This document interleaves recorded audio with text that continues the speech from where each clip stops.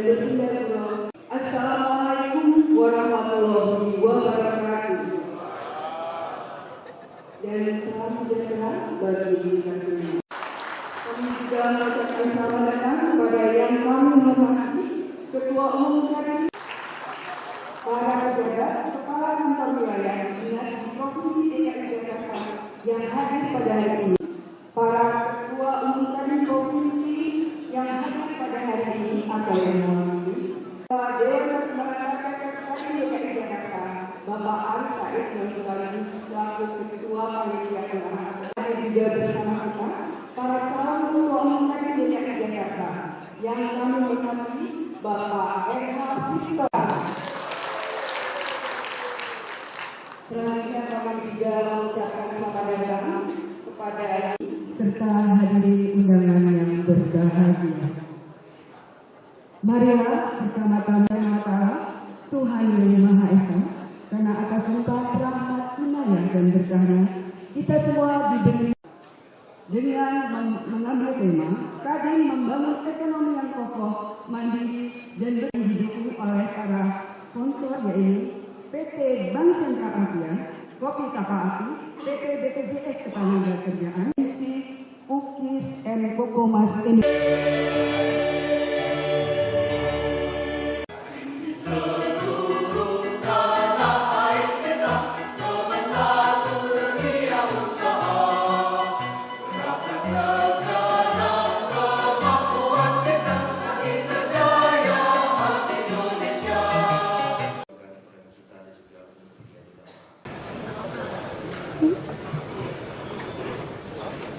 Dan selanjutnya kami undang untuk ke depan kepada yang terhormat unsur Dewan Penasehat Bapak Dr. Randes Haji Aib Syarifuddin, unsur Dewan Pertimbangan Ibu Modi Elunturan, unsur Dewan Pengurus Bapak Sarman Simanjorang MSI, dan Ibu Sri S. Suhartono untuk ke depan guna menerima penghargaan dari Ketua Umum Kadin DKI Jakarta.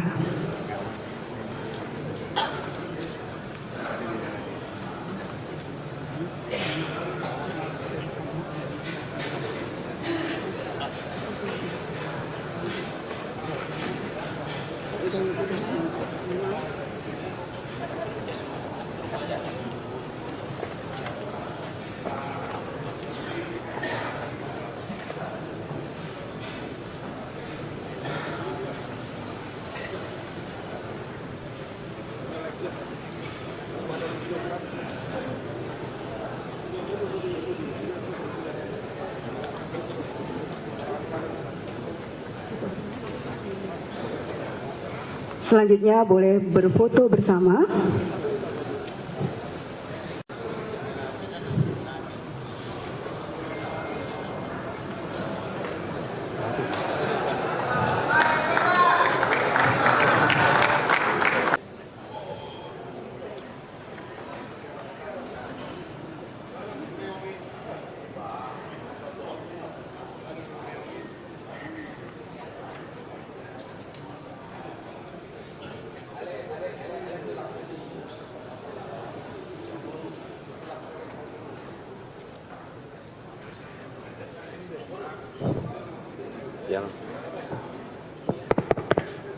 Yang saya hormati dan saya banggakan Ketua Umum Kamar Dagang dan Industri Indonesia, Bapak Rosan Ruslani, dan seluruh jajaran keluarga besar Kadin.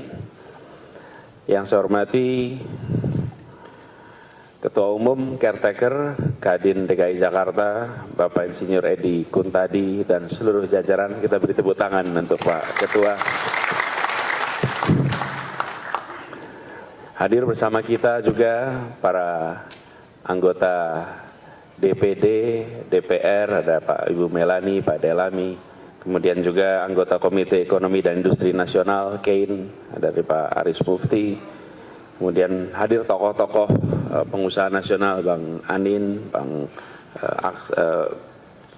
Erwin, dan begitu banyak tamu-tamu kehormatan yang hadir, serta para ketua umum Kadin Provinsi tetangga Jawa Barat dan Banten datang. Beri tepuk tangan untuk tamu-tamu kita.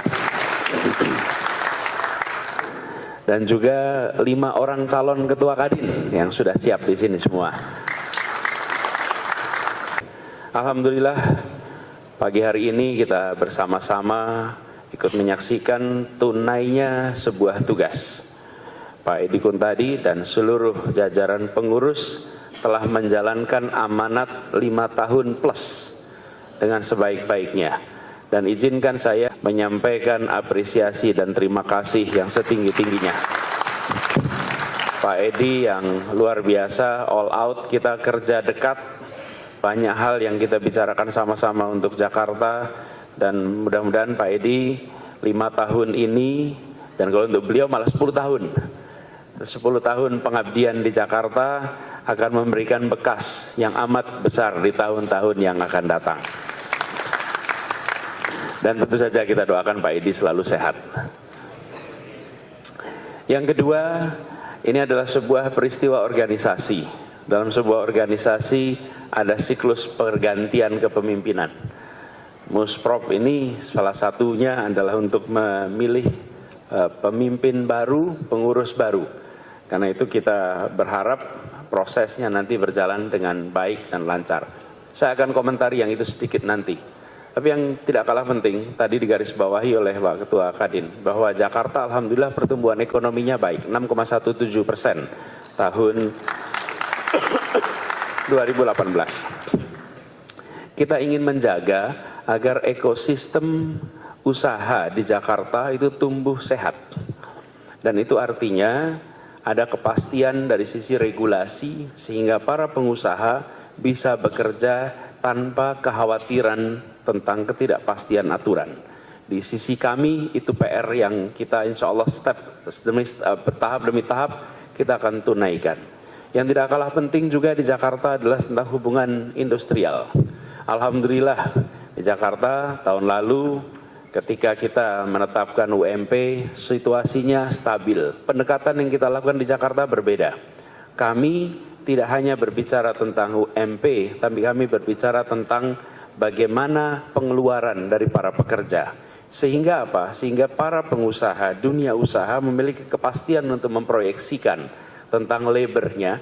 Bagi kami, mengelola kesejahteraan seluruh rakyatnya. Biasanya yang dibicarakan kalau berbicara tentang labor adalah khusus pada aspek revenue. Karena itu ramainya di UMP. Sungguhnya yang bisa dikelola adalah aspek spending. Karena itu kita memberikan subsidi yang amat besar kepada para pekerja dari aspek spending mereka dengan diberikan insentif-insentif sehingga apa yang menjadi kepastian dari pemerintah pusat dilaksanakan secara tertib di Jakarta dan di seluruh Indonesia. Ini bagian dari ikhtiar kita untuk membangun sebuah ekosistem yang sehat. Yang ketiga yang tidak kalah penting adalah komunikasi yang intensif. Kami terus komunikasi intensif dan setiap acara-acara yang terkait dengan organisasi-organisasi yang memikirkan kegiatan usaha, maka kita akan ikhtiarkan untuk selalu hadir. Bukan soal hadir secara fisiknya saja, tetapi ini soal untuk memfasilitasi agar pengusaha di Jakarta bisa tumbuh berkembang. Baru kemarin HIPMI pelantikan anggota baru di Bung Afi. Dan anak buahnya ini pelantikan di Jakarta, generasi baru yang akan muncul. Kita ingin memastikan ekosistem di Jakarta sehat. Kalau di Jakarta tumbuh berkembang dengan baik, maka insya Allah seluruh Indonesia pun akan mendapatkan implikasinya. Karena itu kita berharap bersama agar kemitraan ini benar-benar bisa berjalan terus dengan baik. Lalu terkait kegiatan Musprop ini. Saya berharap nanti di dalam proses keorganisasian, pemilihan dan kepengurusan baru yang terbentuk mencerminkan kematangan berdemokrasi para pengusaha. Di dalam kajian ilmu komparatif politik ada sebuah tesis, makin sering bertransaksi secara ekonomi, maka akan makin mudah bertransaksi secara politik. Ya. Dan transaksi secara politik itu artinya apa? Saya mendukung A, maka si A harus melakukan janjinya 1, 2, 3, 4. Dan itu mudah sekali. Kalau Anda tidak melaksanakan janjinya, pada pemilu berikutnya dia akan pindahkan kepada orang yang mau melakukan janjinya. Itu transaksi secara politik. Jadi transaksi politik bukan politik dagang sapi ya.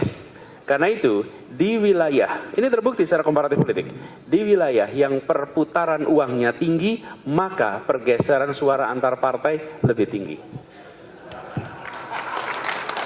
Di tempat yang perputaran uangnya rendah, maka stabilitas suara partai politik di situ terjadi.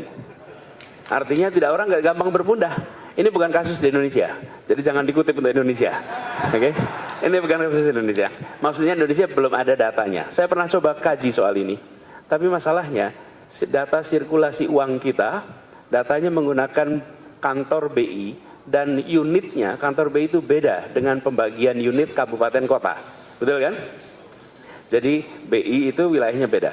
Tapi intinya secara internasional terbukti di wilayah yang terjadi perputaran uang yang tinggi, maka terjadi perputaran suara yang tinggi. Artinya apa? Masyarakat yang terbiasa berkegiatan di perdagangan, di usaha, di pasar, mereka yang paling terbiasa dengan proses politik, yang paling terbiasa melakukan kegiatan transaksi. Efeknya apa? Kadin harus bisa menjalankan demokrasi ini dengan matang dan boleh jadi contoh bagi yang lainnya. Jadi nanti sudah ada 5 calon ini. 5 calon ini artinya prosesnya harus baik, harus matang, dan nanti di mana-mana di seluruh dunia yang menentukan sebuah proses demokrasi berjalan terus adalah yang tidak menang. Yang tidak menang. Kalau yang tidak menang menerima hasil, maka proses demokrasi berjalan terus. Dan inilah yang saya harap nanti dalam proses organisasi ini dimatangkan. Yang tidak kalah penting dalam organisasi seperti Kadin, ini berbeda dengan pertandingan sepak bola. Kemarin Jakarta baru kalah dari PSM. Kalah kita, Bung Erwin gantian. Yang lalu kita menang. Kalau sepak bola, selesai pertandingan, maka selesai semua kegiatan. Penonton sesolid apapun, selesai pertandingan selesai. Kalau pertandingan dalam konteks kepengurusan seperti ini, selesai pertandingan, disitulah dimulai kerja besarnya untuk organisasi. Jadi, yang menang jangan istirahat, yang menang justru harus siap-siap untuk kerja. Karena itu kita berharap nantinya wajah-wajah baru yang muncul akan memberikan perasaan kebaruan. Kita menginginkan Pak Edi sudah mimpin 10 tahun. Dan 10 tahun ini seperti set pondasinya Pak Edi. 10 tahun plus sebetulnya. 10 tahun plus sudah set pondasinya. Kita berharap nanti generasi baru muncul dan harapannya nanti kita di Jakarta, apalagi nuansanya Jakarta ini sekarang bagaimana kalau menggunakan istilah di sini, partisipasi dunia usaha berbasis digital. Generasi baru kita dengan terobosan-terobosan menggunakan pendekatan digital luar biasa, impresif. Kita disebutkan sebagai salah satu the next Silicon Valley di dunia. Di mana itu? Di Jakarta tempatnya. Dan kita berharap kepemimpinan baru nantinya bisa nyambung dengan generasi baru di Jakarta. Barangkali itu yang bisa saya sampaikan sebagai pengantar. Terima kasih. Assalamualaikum warahmatullahi wabarakatuh.